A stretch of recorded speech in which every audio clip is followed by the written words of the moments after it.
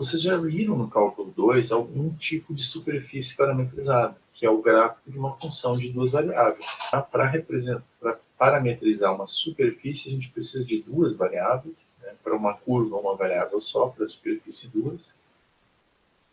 E o gráfico de uma função é um tipo de superfície particular, é um bom modelo para a gente lembrar, né? Mas você basicamente usa x, y e f de xy para a coordenada z. Então você tem o gráfico de uma função. Só que o que as pessoas fazem, na verdade, é que essas coisas não precisam estar coladas às variáveis aonde tem o domínio da função e a superfície em si. Você pode pensar numa esfera. Uma esfera, você consegue descrever ela com dois ângulos, θ e φ. O raio é constante, tá? Vamos pegar uma esfera de raio 1. Aí, com dois ângulos θ e φ, você consegue fazer a parametrização, aquela clássica, cosseno de θ, seno de φ, seno de θ, seno de φ e cosseno de φ na última coordenada. Então, veja que o θ e o φ, essa superfície não é um gráfico em cima do θ e do φ. Mas eu tenho duas variáveis, θ e φ, e elas me permitem descrever uma superfície. Então é isso que a gente vai fazer. Então a gente tem uma região D do plano, né, onde esse D aqui é o domínio, onde está definida, né, onde a gente toma valores para as duas variáveis, e uma função vetorial R que vai de D em R3. Né? Então ela tem duas variáveis, U e V, né? Como a gente não tem o gráfico de uma função, né, está descolado do x e do y. Então, a gente tem duas variáveis, pode ser o θ e o φ, né? A gente com frequência vai usar as variáveis U e V. Então R de UV vai ter uma função componente, x de UV na direção I, y de UV na direção J e z de UV na direção K. Seja essa R de UV uma função contínua a valores vetoriais, né? Para cada par UV, lá de uma região do plano, ela te dá um vetor, 3 coordenadas. Então, o conjunto dos pontos XYZ do R3, né, são a imagem de algum ponto do domínio, através dessa função, é denominada superfície parametrizada. Aqui eu estou usando a nomenclatura do Stewart. Chamar isso de uma superfície parametrizada pode ser um exagero, né? Por exemplo, se x, y e z forem constantes iguais a zero, né? A tua superfície vai ser um ponto só. Né? Então, definindo a superfície assim, ainda pode ter vários casos de problema, mas que a gente vai, na hora de botar os teoremas, a gente vai excluir os casos mais problemáticos. Tá? E essas equações, x igual a x de UV, y de UV e z igual a z de UV, são as equações paramétricas da superfície. U e V são os parâmetros. E esses três caras aqui são as funções componentes, né? X de UV, y de UV e z de UV. Então aqui, né, tem uma superfície parametrizada pelas duas variáveis U e V lá do plano. Então, a gente pode ter mais diversos tipos de superfície, né? Aqui, se não tiver superfície aqui, parece um pedaço de plano aqui, né? Mas esse códigozinho, eu estou na primeira linha, estou dizendo que eu quero uma função para plotar uma superfície parametrizada. E aqui eu estou definindo a função f de UV. Primeira coordenada aqui é 1 mais V, segunda coordenada é seno de U, seno de V, e a terceira coordenada é U vezes V. A gente colocasse outra coisa aqui. A gente colocasse... Vamos botar 1 mais V também. a gente teria uma superfície assim. Né? Naquele exemplo lá da esfera, né? Aqui eu estou usando o IV, né? Mas a gente poderia fazer pensando nesses como o θ e o φ, né? Esse U e V. Então a gente teria aqui o seno de U é o θ, o seno de U, seno de V, seno de U, seno de V, e cosseno de V. A gente tem que cuidar o domínio, né? Onde que o U tem que variar e onde que o V tem que variar, né? Se o U é o θ, ele vai de 0 até 2π. De 0 até 6, para faltar um pedaço da esfera. E o φ até π. Então, vamos botar aqui π.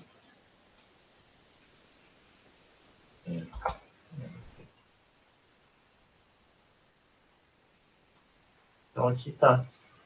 Botei uma esfera, faltou um pedaço aqui, né? Porque eu não fui até o 2π, né? Fiquei no 6. E aqui eu ficou um furinho na minha esfera. É porque na verdade, eu dividi o meu intervalo aqui, ó, em 0.1 em 0.1. É esse que está escrito aqui. Eu vou ir de 0 até π, particionando a cada, né, 0.1. Então, minha partição está muito grossa aqui. Mas se a gente aumenta o tamanho da partição, nosso código tende a ficar mais lento. Não foi o caso, ó. Mas o furinho sumiu aqui. Refinei minha partição, o furinho sumiu. Se a gente quiser fechar ela bem mesmo, não de 0 até 2π. Fechar tudo.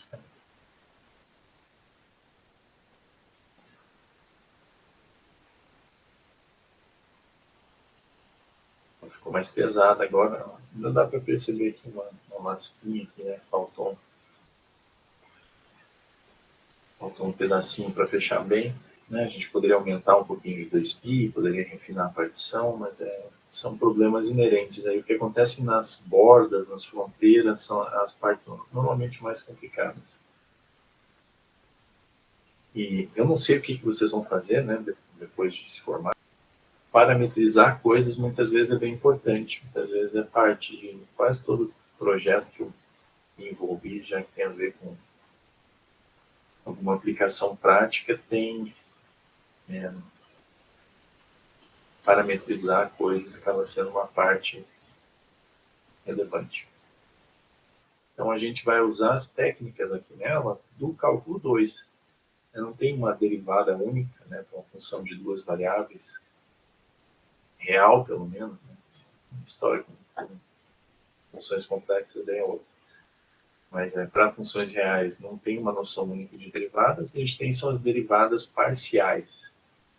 A gente tem a derivada parcial, a gente vai denotar por RU e RV, né? Ou seja, derivar R em relação a U e derivar R em relação a V, e significa ir lá e derivar cada uma das componentes em relação a U e em relação a V, respectivamente.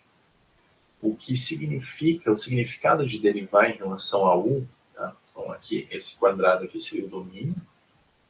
Derivar em relação a U seria a gente restringir a função somente a uma linha. Somente essa linha com V constante, com U variando, né? U é o eixo X e V é o eixo Y aqui nesse plano. Eu estou usando outras letras para não misturar com X, Y, Z de onde mora a superfície. Então a gente tem constante aqui e a gente deriva nessa direção. É como se a gente fingisse que a segunda componente é uma constante y0 e está olhando só para essa derivada aqui. Então aqui na superfície, essa linha vermelha é a imagem através da R de UV dessa linha aqui. Isso dá uma curva lá sobre a superfície, e a linha azul é a imagem da outra, né? Que é a gente tomar a primeira coordenada constante e deixar a outra coordenada variar. Essa minha figura aqui não está muito boa. Eu deveria ter usado V0 aqui e U0 aqui.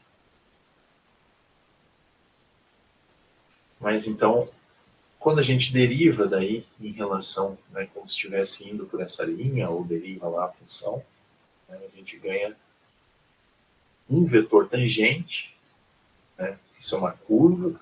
Se eu pego aqui a R de UV e eu digo que o V0, que o V é constante, igual a V0, então aqui eu tenho V0, daí constante. Eu vou ter uma função vetorial, né, no sentido que a gente estava vendo antes, que dá uma curva, né? E essa aqui é a curva, então, a curva vermelha, e R1 derivar em relação a U é o vetor tangente dessa curva. Então tá aqui, eu tenho um vetor tangente na direção aqui da curva vermelha e outro vetor tangente, que é derivar em relação a V, na direção da linha azul. Esses dois vetores tangentes aqui vão ser super importantes. Vocês, na parte de curvas no espaço, quem era o cara mais importante era o vetor tangente, só que agora eu tenho dois vetores tangentes. Só que a gente vai ver que quem vai ser o vetor importante aqui na situação é esse cara aqui, produto vetorial de RU com RV. Então, a gente, quase todas as coisas que a gente fizer, a gente vai ter que calcular o vetor tangente numa direção, calcular o vetor tangente na outra e depois fazer o produto vetorial deles. O produto vetorial de dois vetores sempre é perpendicular aos dois vetores. Não sei se vocês lembram isso lá da geometria analítica, mas o produto vetorial de dois vetores é perpendicular aos dois vetores. Então a gente tem dois vetores tangentes, duas curvas, e um vetor perpendicular. Esse vetor perpendicular aqui é o vetor normal à superfície. Para a superfície, o vetor normal é bem natural. A gente calcula os dois vetores tangentes e faz o produto vetorial deles. Nas curvas planas, lembra que a gente tinha o conceito de uma curva ser lisa? Ela era lisa se o vetor tangente era diferente de zero em todo ponto. Né? Porque isso, onde o vetor tangente é zero, você pode parecer que é derivável, mas ter problemas escondidos ali. Então a gente tem o mesmo tipo de problema acontecendo para as superfícies. Então, só que quem manda no que está acontecendo é esse vetor ali, o vetor normal. Então, se o vetor normal, né, RU, produto vetorial com RV, for contínuo e diferente de zero para toda a região, então a gente diz que a superfície é lisa. Tá? O que eu estava dizendo, eu não vou poder explorar isso aqui muito profundamente, tá? Mas é uma superfície onde essas duas coisas aconteçam, o vetor normal RU, produto com RV ser contínuo, e RU, produto vetorial com RV ser diferente de zero para todo o V, é uma superfície que não tem muito problema, né? A parametrização dela não está escondendo picos, não está escondendo partes onde ela é degenerada, não está escondendo coisa desse tipo. Então, a gente vai fazer a maioria das coisas para superfícies lisas. Tem um outro tipo de degeneração que pode acontecer com a superfície. Quando que o produto vetorial de dois vetores dá zero? Quando um deles é zero ou quando eles são linearmente independentes. Né? Então, para uma superfície muito ruim, em algum sentido abstrato, eu poderia ter que o RU e o RV estivessem apontando na mesma direção. Uma superfície assim seria muito... estaria degenerando ali, seria uma superfície muito ruim, então a gente não quer trabalhar com esses caras. Em uma superfície lisa, os vetores tangentes são linearmente independentes, né? É isso que eu estava falando, então RU e RV têm que ser linearmente independentes, senão o produto vetorial deles dava zero. Então, se eles são linearmente independentes, eles definem um plano. Dois vetores linearmente independentes e o ponto de encontro aqui definem um plano. Esse é o plano tangente. Então, as curvas têm vetor, tem reta tangente, e as superfícies plano tangente. O plano tangente é uma superfície S no ponto. É um plano que passa pelo ponto R de U0, V0 e tem como vetores, diretores, o RU e o RV, os dois vetores tangentes, que eu já sei que não são LI, né? Então isso de fato me dá um plano. Então o plano tangente, eu botei, ele não está correndo nas variáveis U, V, né? Precisa de outra variável, não tem nada a ver com o U e o V, necessariamente. E ele é o plano que passa pelo ponto, o 0 V0 é fixo, então ele passa pelo ponto R de U0. E eu tenho a primeira variável vezes o RU, aplicado no 0 V0, né?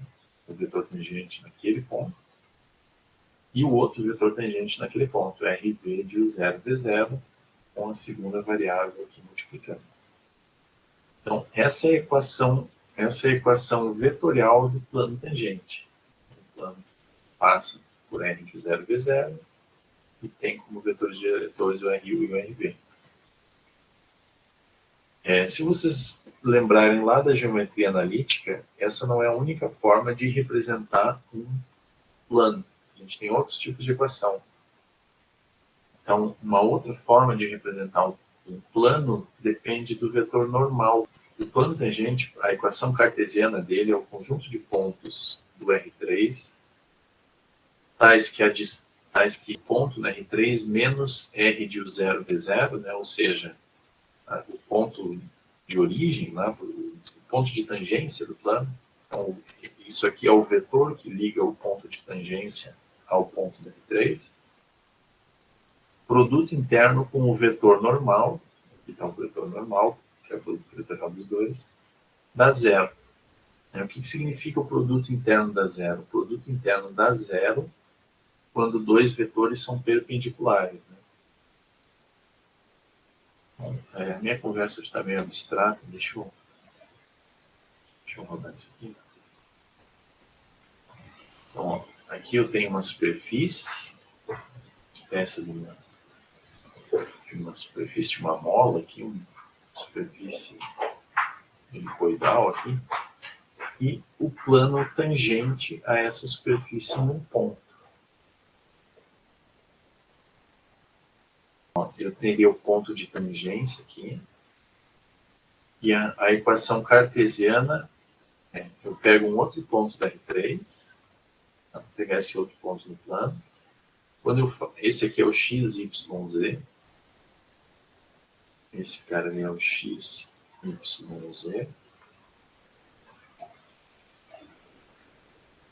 esse cara aqui é o R de U0 V0, de U0 V0, ponto de tangência. E quando eu faço XYZ menos R de U0 V0, estou pegando esse vetor aqui. É esse. Desculpa aqui a minha. É esse vetor aqui.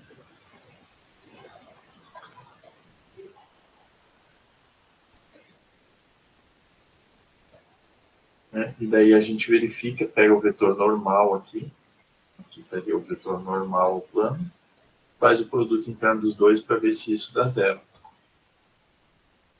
Então, é isso que a equação cartesiana significa. Ok? Alguém gostaria de fazer alguma pergunta?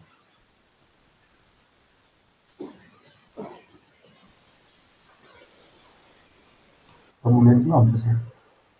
Beleza. Deixa eu apagar isso aqui. Então,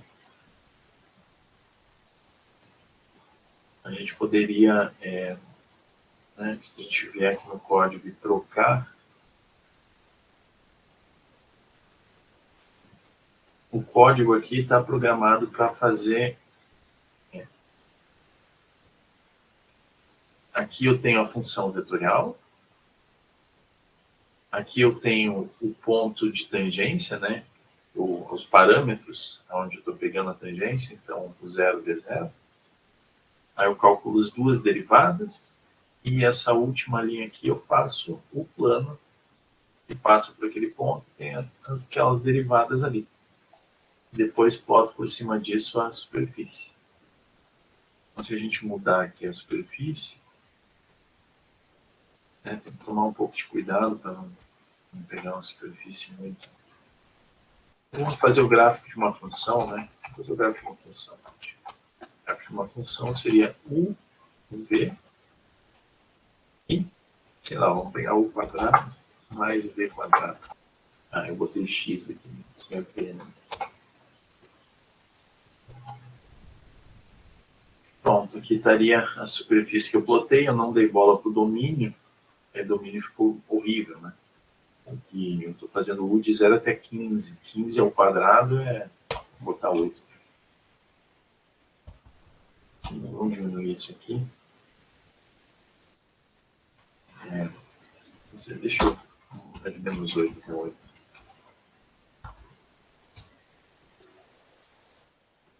Aqui a gente pegou essa parte do paraboloide e aqui está o plano tangente ao paraboloide. Aqui fica mais evidente, também estava acontecendo na outra, né, mas o plano tangente aproxima bem a superfície, né, perto do ponto de tangência. Quanto menor a vizinhança que a gente pegar, melhor a aproximação. Por fim, mais uma coisa que eu não vou justificar muito agora, tá, que é o tamanho do vetor tangente. Ele aproxima a área de uma parte pequena da superfície. Por isso a gente chama ele de elemento de área. Vocês lembram da geometria analítica? Qual que é a interpretação do produto vetorial de dois vetores? Então, a gente tem um vetor A, a gente tem outro vetor B. A interpretação geométrica é que a norma, o tamanho de A, produto vetorial com B, é A vezes B, é o tamanho de A vezes o tamanho de B vezes o seno do ângulo entre eles. Quando você faz o seno do ângulo, você está fazendo, na verdade, essa altura aqui, ó.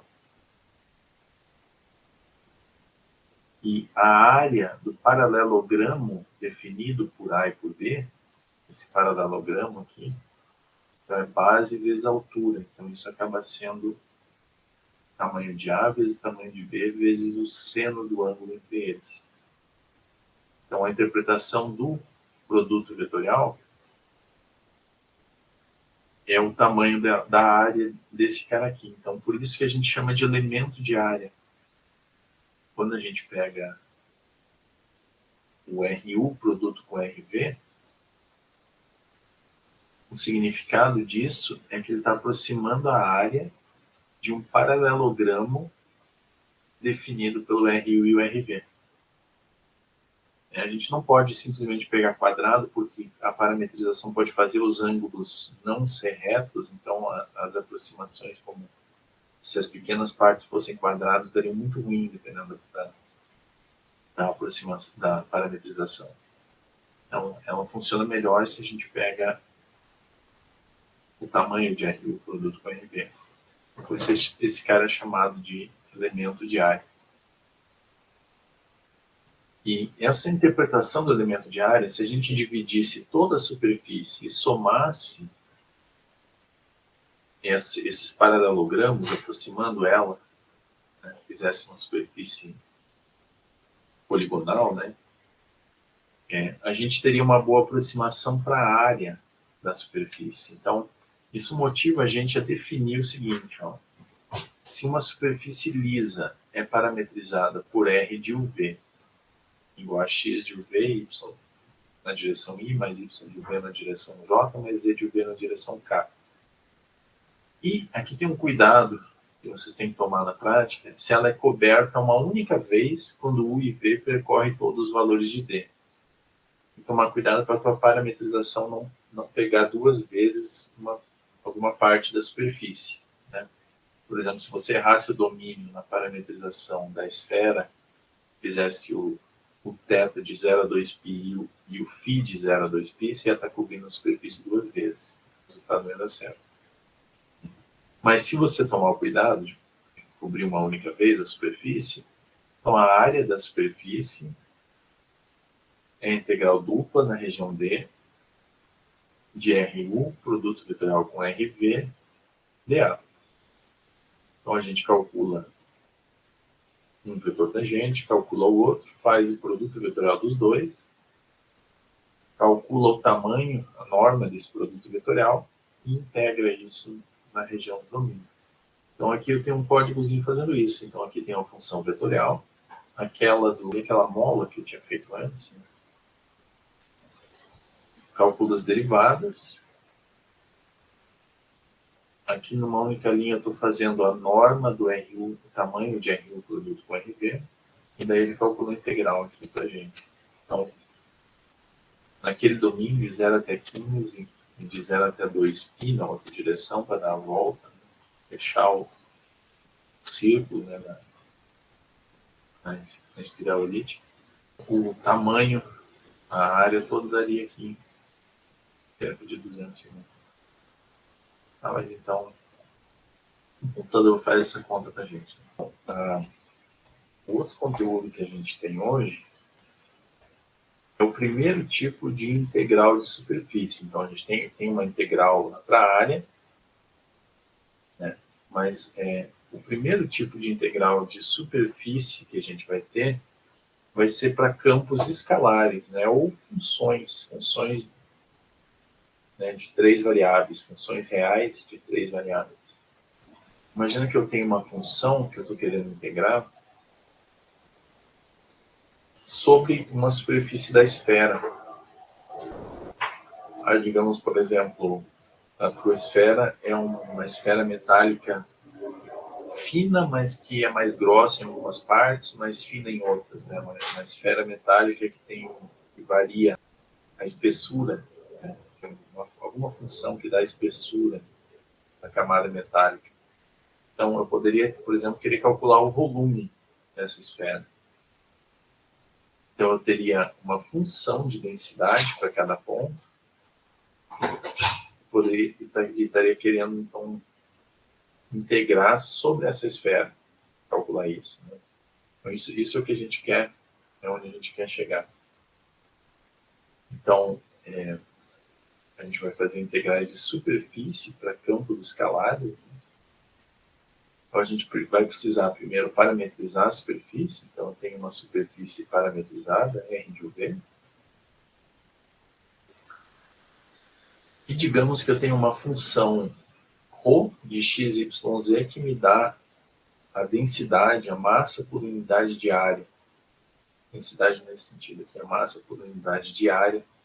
Se é uma esfera fina, a gente não vai pensar em volume, né? A gente vai pensar faz mais sentido pensar em densidade por unidade de área do que, de fato, considerar a espessura das paredes, né? Então, a ideia, como sempre no cálculo, a gente pega o domínio, parametriza, particiona ele. Então, eu quebro o domínio em um monte de quadradinhos pequenos. Vou chamar um quadradinho desse de R de IJ.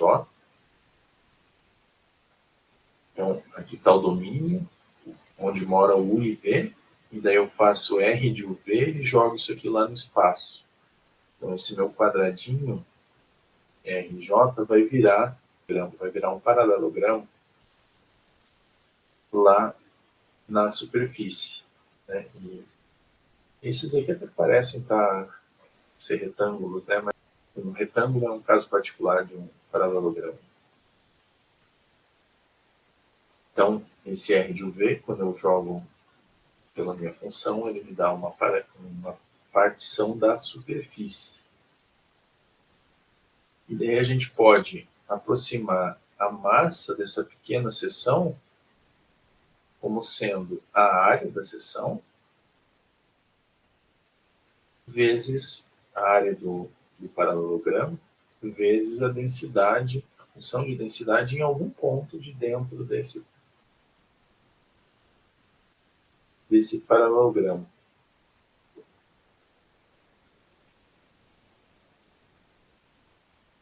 E isso, então, a área, aquela explicação que eu fiz antes, tá? A gente não foi muitos detalhes, mas a área, então, do paralelograma, ela pode ser aproximada como um produto vetorial de RU com RV, no ponto em questão, no ponto que eu estou usando a aproximação, então por isso que tem esse UIJ e VIJ, um ponto amostral aqui dentro desse retângulo, vezes a densidade. A gente vai querer fazer essa partição bem fina. A gente vai deixar o lado desses RJs cada vez menor. E isso então se traduz aqui, nesse ΔU e no ΔV. Então eu vou ter um lado, a derivada RU é sempre a mesma, mas eu vou ter RU vezes ΔU. Então eu vou ter um fator multiplicativo ali, encolhendo o paralelogramo, né, para ter uma aproximação cada vez melhor da superfície. Por isso tem ΔU, ΔV.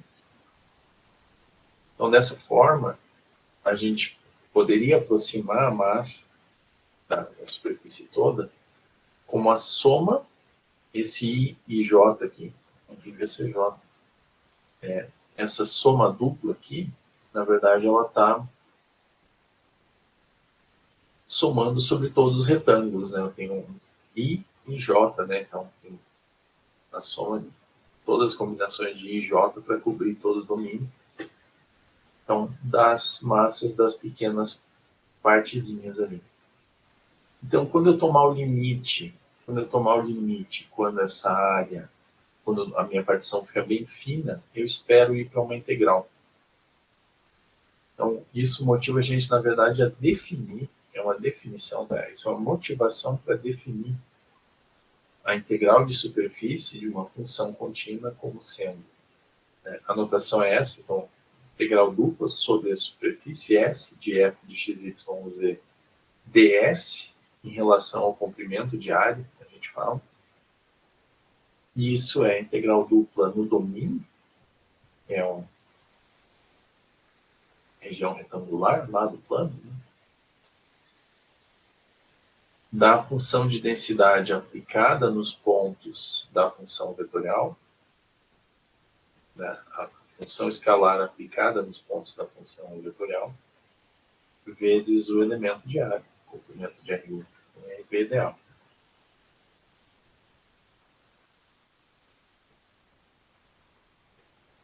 Para uma integral de superfície, na grande maioria das vezes, se a superfície tiver alguma quina, uma lateral, algum ponto de problema, se a função não tiver valor infinito, não tender infinito nos pontos de problema, a gente, em geral, pode ignorar o que acontece nos pontos de problema. Então, isso facilita, às vezes, os cálculos das integrais. Mas essa outra observação também é importante, de que lembra que o comprimento da curva não dependia da parametrização que você escolhia? Para a superfície acontece a mesma coisa. Tá? É possível mostrar, eu não faço aqui, mas a área não depende da parametrização. Então, se você parametrizar a esfera de um jeito, eu ir lá e parametrizar de outro, a gente deve chegar na mesma área, se não estiver errando nas contas. E as integrais de funções escalares também não dependem da parametrização. Fazendo através daquela definição aí, a gente tem uma coisa que não depende da parametrização escolhida, que é fundamental, né? A parametrização é o jeito que você descreve a superfície, né? E o valor da integral não pode depender do jeito que você está descrevendo a superfície. A gente tem algumas etapas. Isso eu gostaria de ver no cálculo, que vocês vissem o cálculo 3 assim, ó. Tem algumas técnicas que vocês estão aprendendo, tá? E tem algumas etapas que você tem que fazer para chegar nisso. Então, a primeira etapa para calcular uma integral de superfície de uma função, né, ou de um campo escalar, né? Primeiro você precisa parametrizar a superfície contra o domínio correto que você precisa. Depois você calcula os dois vetores tangentes e o elemento de área, né? O produto vetorial deles e o elemento de área. Depois você pega a função que você quer integrar e substitui R de UV lá. E por fim faz uma integral dupla lá do cálculo 2. Então essas 4 etapas para fazer uma integral num campo escalar. Antes de ver o código, vamos ver um exemplo aqui. Então, essas coisas de cálculo 3 tendem a ser trabalhosas. Infelizmente, elas têm várias etapas. Tá? Então, imagina que a questão é essa aqui. Ó. Eu quero calcular sobre uma superfície S a integral de xy dividido por z. Então, essa é a função f de xyz é xy dividido por z. Eu vou integrar isso aqui em relação a S. Em relação ao elemento de área. A região que eu quero integrar é a região do paraboloide z igual a x quadrado mais y quadrado abaixo do plano z igual a 4. Então, esse aqui é o enunciado. Quero calcular essa integral ali sobre aquela parte do paraboloide. Então, a minha primeira etapa é parametrizar esse paraboloide. Então, lembra como é o paraboloide, né? Parece se girar uma parábola. Né? Só que a gente vai pegar isso limitado por z igual a 4. Ah, peraí, tem um código pronto para vocês verem.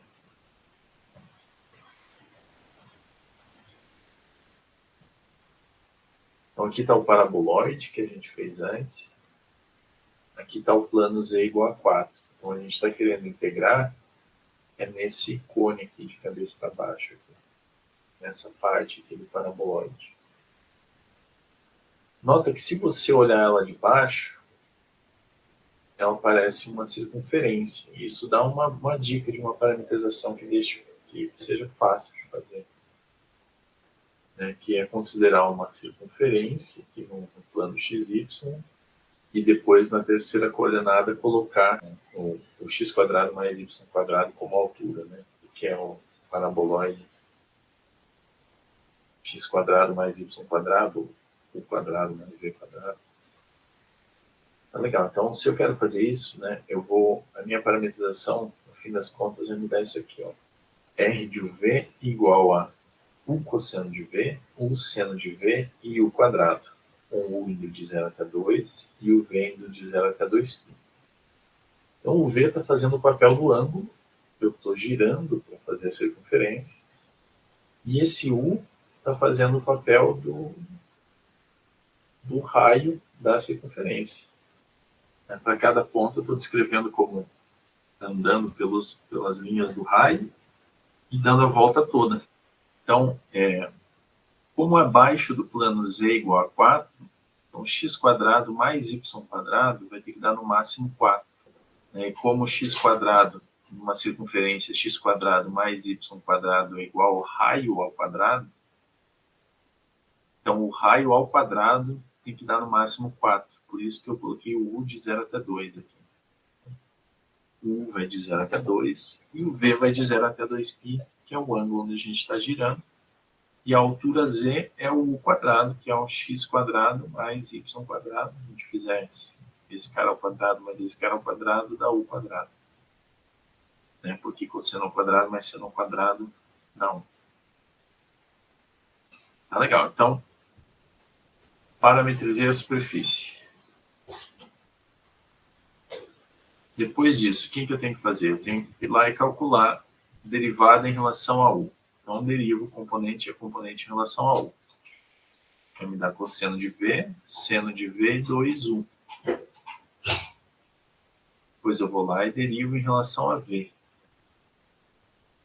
A derivada do cosseno é menos o seno, derivada do seno é o cosseno, e a última componente não depende, o quadrado não depende de v, deriva da zero. Terceiro passo, faço o produto vetorial dos dois. Né? Lembra como é o produto vetorial, né? Lá da geometria analítica, né? A gente já fez esses dias. É calcular o determinante, por assim dizer, né? De I, J, K. E aqui as componentes do RU e do RV. Então aqui eu teria, vou colocar assim, eu teria o vetor RU e o vetor RV. Então, e a gente faz o determinante e ganha assim o produto vetorial. Aí o resultado disso, para esse exemplo aqui, vai dar menos 2u quadrado cosseno de V, menos 2u quadrado seno de V e U. Beleza, próxima etapa, tem que calcular o comprimento desse vetor que eu obtive. Então é primeira coordenada ao quadrado, mais segunda coordenada ao quadrado, mais terceira coordenada ao quadrado. Então isso aqui vai me dar 4u à quarta cosseno ao quadrado de V, mais 4u à quarta seno ao quadrado de V, mais u quadrado. Seno ao quadrado mais cosseno ao quadrado dá 1. Então isso aqui vai me dar 4u à quarta mais u quadrado. É a raiz disso. Aí eu tiro o u para fora da raiz, né? Tiro o u quadrado aqui de todo mundo, consigo tirar o u da raiz. Cuidadozinho extra, nota que tirar da raiz aqui eu pego o módulo de u, mas no caso u vai de 0 até 2. Né? Então u já é positivo, então não preciso me preocupar com o módulo. Vezes essa raiz de 4 quadrado mais 1. Próximo passo. Então tá, terminei de calcular o elemento de área. Isso tudo foi para calcular o elemento de área. Então a próxima etapa é calcular f aplicada na função vetorial. Então é f de r de v. Então a gente tem f é xy dividido por z, só que o x para essa função vetorial é o cosseno de v, o y é o seno de v e o z é o quadrado, que é o que eu escrevi aqui. Então, quadrado cosseno de v seno de v, dividido por o quadrado, que vai me dar seno de v cosseno de v como resposta. A última etapa, então, finalmente,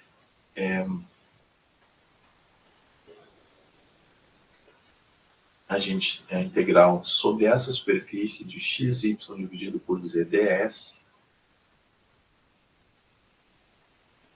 é igual à integral dupla no domínio de f de r de v, aqui, vezes o elemento de área dA. dA, no caso, é du dv. du dv.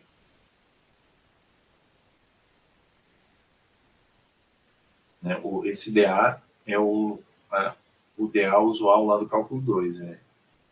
Uma variável, deu uma variável, deu outra variável. Né? Normalmente você fazia dx, dy, né? Que a gente está usando u e v. Mas é diferente do ds, que é o elemento de área, né? Que daí envolve esse cara aqui. Então a gente tem que fazer essa integral. O v vai de 0 a 2π, o u vai de 0 até 2, e a gente tem que integrar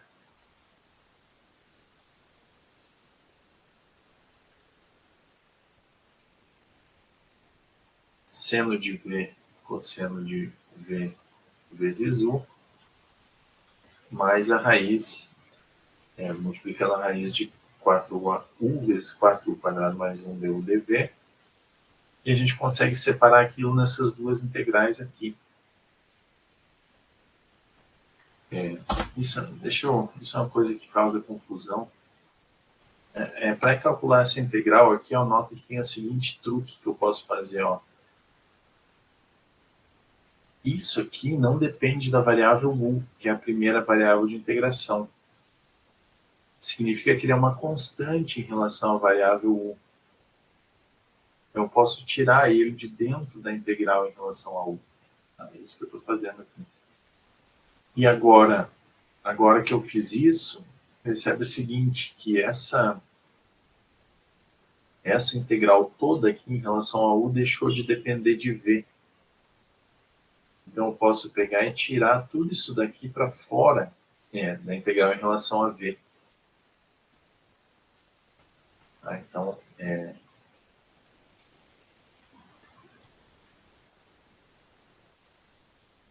por isso que daí a gente fica com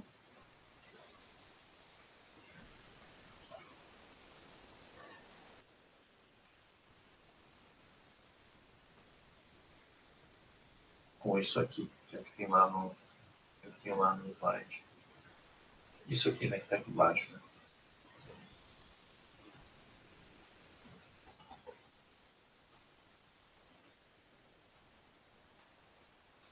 Então é isso que eu estou usando nessa parte. Então, dessas duas integrais a gente consegue fazer, né? Seno de V com seno de V, você pode fazer a substituição de variável, por exemplo, né? Na integral, você pode até usar a identidade trigonométrica, né? Seno de V, cosseno de V é a metade do seno de 2V, né? Ou você pode fazer substituição, ou olhar na tabela mesmo. Isso aqui dá o seno ao quadrado de V dividido por 2, de 0 até 2π. E essa integral aqui, você pode resolver também fazendo uma substituição. Então, começa a faltar letra, né, no cálculo 3, né, mas se a gente colocasse lá w igual a 4u quadrado mais 1, dw vai ser igual a 8u du. Então, daí eu consigo resolver essa integral. Esse u me ajuda com esse 4u quadrado mais 1 aqui. Aí você calcula essa integral, vai dar 4u quadrado mais 1 dividido por 12, elevado a 3 meios, de 0 até 2. E isso aqui vai dar 0, porque o seno de 2π é 0 e o seno de 0 é 0. Então, fizemos tudo isso para descobrir que era 0. Né? Mas esse é o método, então, né? Calcular coisas de cálculo 3 é um método. Parametriza a superfície, encontra o domínio, depois calcula os vetores tangentes, o vetor normal, o tamanho dele, depois vai lá e substitui na função as coordenadas de R e V no lugar de x, y e z. Por fim, daí cai numa integral de cálculo 2. Né? Agora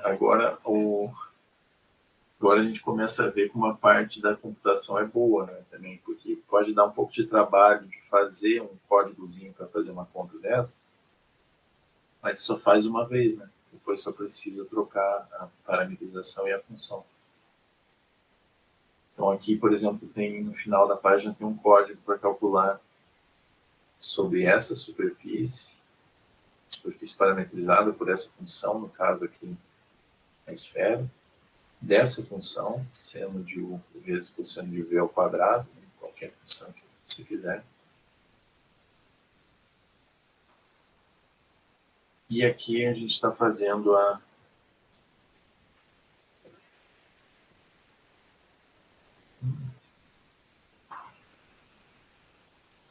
não para ser a esfera, isso aqui de 0 até π. Isso aqui de 0 até π.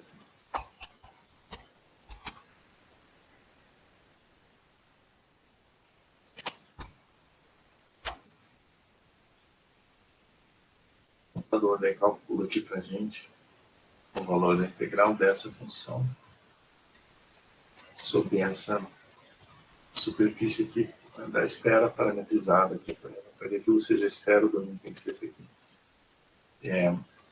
Então esse código pode servir per si, mas pode servir, tem uns exercícios aqui para você calcular na mão, né, para pegar a estratégia, mas aí você pode, além de pegar a estratégia, você pode conferir, tentar usar o código para conferir se a resposta está certa. Tá, tem mais um assunto que eu vou retornar na próxima aula, tá, mas eu vou começar a falar hoje, que infelizmente faz uma diferença bem grande para fazer as contas, que é a gente ter uma superfície orientável ou não. É um outro conceito que, infelizmente, a geometria das superfícies ela te obriga a levar em consideração.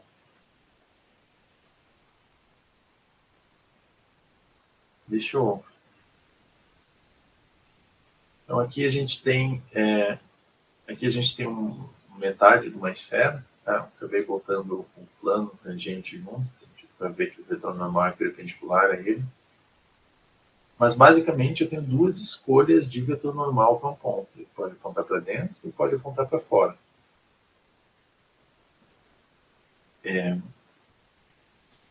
Né? Pensa em pegar um vetor normal para todo ponto e querer fazer isso sem ter uma mudança abrupta, sem ter uma descontinuidade, né? A gente teria todos os vetores normais apontando para dentro da calota esférica aqui, ou a gente teria todos apontando para fora. Então, escolher se eu quero todos apontando para dentro ou todos apontando para fora é definir uma orientação para a superfície.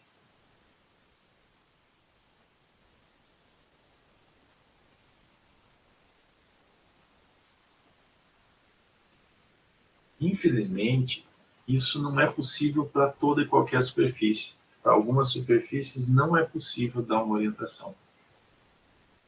Talvez você já tenha ouvido falar, um exemplo mais canônico disso é a tal faixa de Möbius.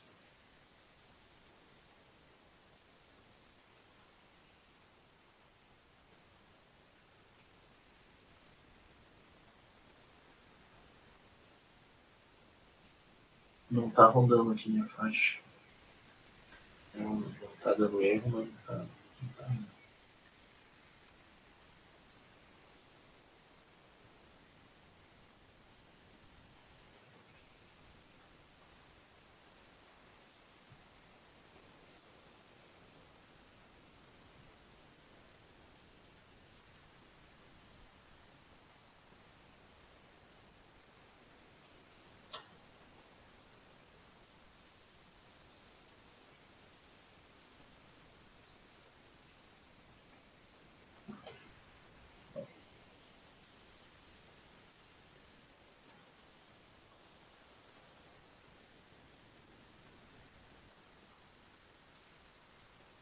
Aqui eu tenho então um exemplo de uma orientação de um paraboloide hiperbólico. Não é um hiperboloide. É um paraboloide hiperbólico. Então está todo mundo apontando mais ou menos para cima, né? Esse mais ou menos eu quero dizer, todos eles têm a coordenada z positiva aqui nesse caso. Então essa é uma escolha de orientação para essa superfície, né? Para cada ponto eu tenho um vetor normal. Tá, tem um jeito de calcular esses vetores normais, tá? A gente já sabe que RU produto com RV dá um vetor normal. Se a gente dividir RU com RV pelo tamanho dele, para uma superfície lisa, né, que o tamanho vai ser zero, a gente tem o vetor normal unitário e tem esse mais ou menos, que é porque o vetor normal unitário com uma orientação ou com a outra. E o sinal é que vai determinar qual das orientações você está escolhendo.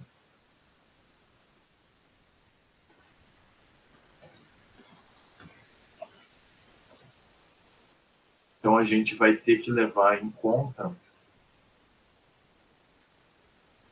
a orientação das superfícies quando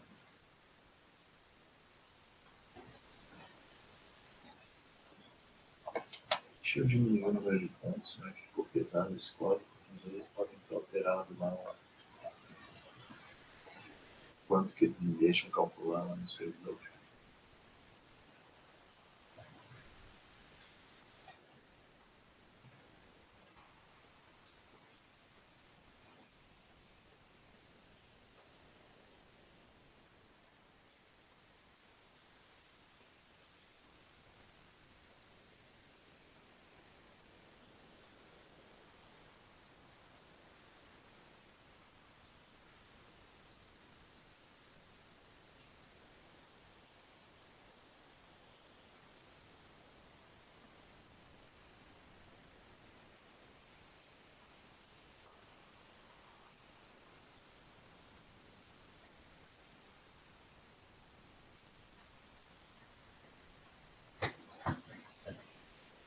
Tá certo, não tá compilando aqui, mas faixa. A faixa de membros é esse cara aqui, né? um exemplo mais clássico de uma coisa que não é orientável. Isso acontece porque se você pega um vetor normal e você sair andando por essa linha aqui com o vetor normal apontando para cima, quando você der a volta aqui, o vetor normal vai estar apontando para dentro. Então é impossível definir um vetor normal continuamente, que varie continuamente sobre toda a superfície. O vetor normal para cada ponto, de modo que seja contínuo. Então a gente vai trabalhar com as superfícies orientáveis só. A gente vai fazer. É porque para uma superfície, por exemplo, para calcular o fluxo através de uma superfície, para uma superfície que não é orientável, a gente não sabe nem dizer o que é dentro e o que é fora da superfície. Então, são superfícies que não. São casos interessantes, são bastante estudados na matemática, são casos que são interessantes, né? Mas casos de engenharia prática, né? São casos a se evitar.